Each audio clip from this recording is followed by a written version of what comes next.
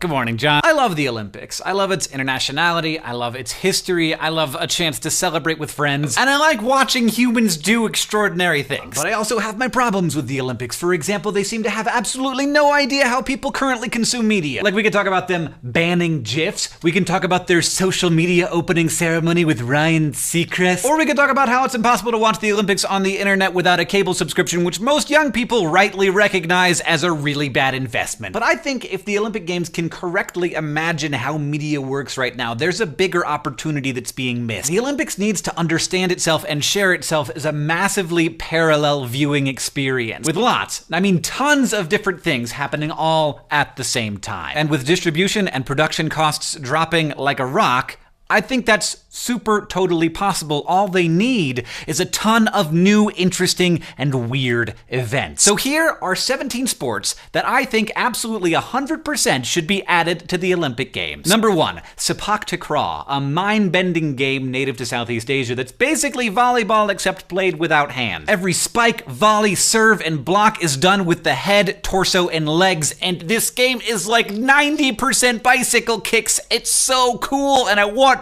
it to be celebrated. Number 2, tug of war. Now, I know this might seem a little bit silly, but in fact, it used to be an Olympic sport a mere 100 years ago. It's a fun team sport with simple as dirt rules that I frankly would love watching every 4 years. Number 3, wushu. You can think of this as like gymnastics, but also fighting. Wushu is complex and beautiful and difficult to understand fully, but very easy to enjoy with both combat versions and an exhibition version. Number 4, cricket. I don't know anything about cricket except that it's the second most popular game in the entire world and it's not in the Olympics, and that's dumb. Number 5, super dope secret handshakes. Number 6, I don't really think that BattleBots is exactly the thing that I want to see, but the ability to build and operate robots that destroy other robots, it's something that I would like to see people able to get a gold medal in.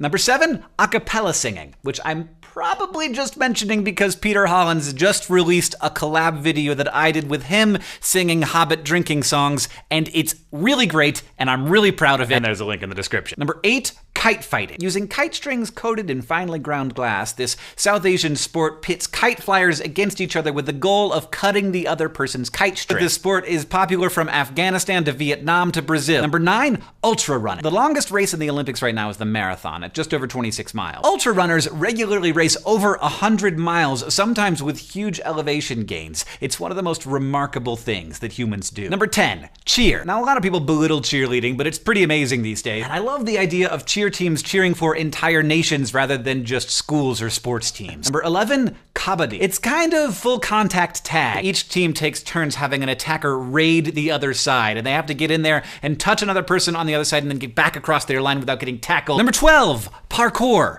Obviously. Number 13, darts, because it's actually really amazing and it takes no new infrastructure. Number 14, tennis. It's like table tennis, but with soccer balls in your head. It's so great. Number 15, League of Legends, because if the Olympics doesn't get into esports right now, they're gonna lose an entire generation. And finally, number 16, mounted archery, because if you've got this and you've got this, then you might as well have this.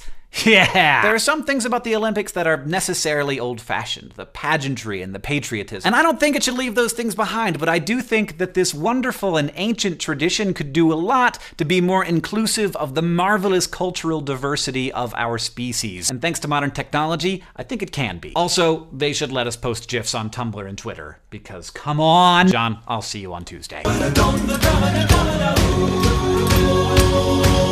what Bilbo Baggins tastes!